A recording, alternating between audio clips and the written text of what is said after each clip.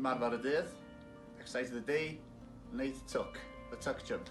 Mae hwn yn ymarfer sy'n mynd i weithio ar y ffitrwydd a'r cyhyrau'r coesa. This is an exercise that's going to work on your fitness and your leg muscles. Hefyd mae'n llosgi lot o caloria ac yn hwyl. Also it's going to burn a lot of calories and it's good fun as well.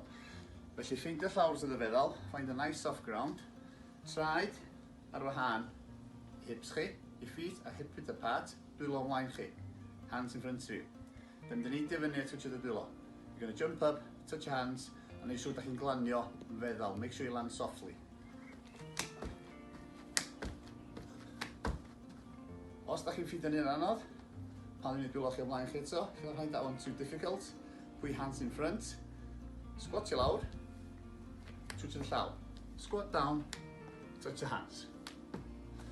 Dywch glodd efo. Give it a go.